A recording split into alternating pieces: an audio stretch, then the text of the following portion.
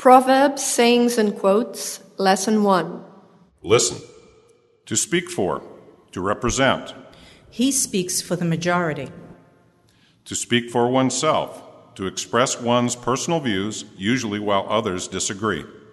Speak for yourself. The rest of us are in favor. To speak for itself, to be self-evident. His work speaks for itself. To speak one's mind, to express candidly one's opinion. He spoke his mind with no regard to the reaction of the group. To speak out, to speak emphatically or unreservedly. The human rights activist spoke out against torture. To speak up, to speak louder. We can't hear you. Speak up. To stutter, to stammer. To speak haltingly, repeating the syllables. He stutters when he gets nervous.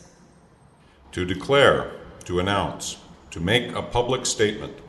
The judge declared that he was innocent. He announced his daughter's wedding. To state, to make a clear declaration, to affirm. He stated that he was not involved in it. He affirmed that he had nothing to do with it. To whisper, to speak in a low voice. He whispered something in her ear. To mumble, to speak low and indistinctly. The drunk mumbled something nobody understood.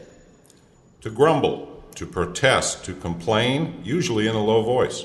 What's Mary been grumbling about all morning? To gossip, to talk indiscreetly about other people. She loves to gossip about her neighbors. To slander, to defame, to injure or destroy a person's reputation by falsehoods. He slanders people every chance he gets by twisting the facts. To praise, to express approval of, to speak highly of, to commend. He praises his superiors and belittles his subordinates. Passive vocabulary. To speak ill of, to speak badly of, to badmouth someone. She speaks ill of all her neighbors. To lisp, to use the S and Z sounds incorrectly, usually substituting for TH. Many children who lisp grow out of it as they get older. To babble, to speak unintelligibly like a baby or an insane person. He broke down under the pressure and began to babble. To drawl, to stretch out the vowel sounds. The way he drawls, he must be from the South. To assert, to declare, to claim, to state positively.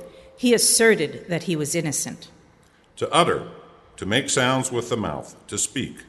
The wounded man uttered the words with great difficulty.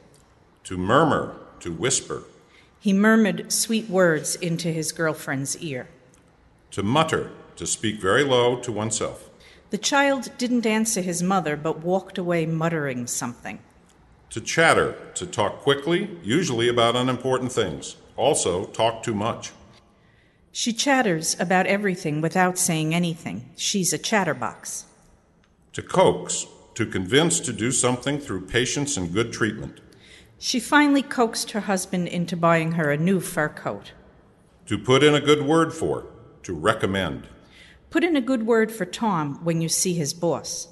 Not to mince words, to speak in a blunt, straightforward way. When he has to say something, he doesn't mince his words. Gibberish, nonsense, something unintelligible. He poses as an intellectual, but most of what he says is gibberish. Listen, my dream of becoming a TV actor was about to come true. It had been announced by the media that a great soap opera director was looking for actors. He had declared that he wanted new faces. I knew it was my big break, my chance to show how good I really was. Of course, there was gossip that the role had already been given to an insider, and that the director was a psycho who took advantage of young, unknown actors.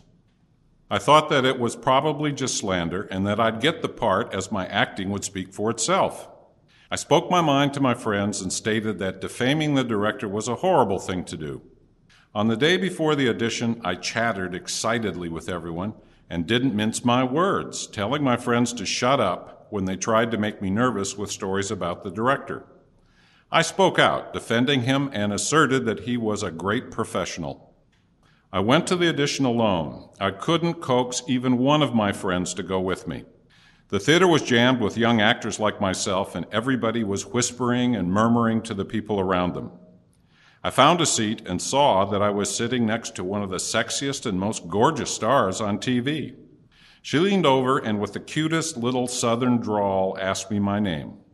All I could do was babble like a baby. I couldn't even utter a word.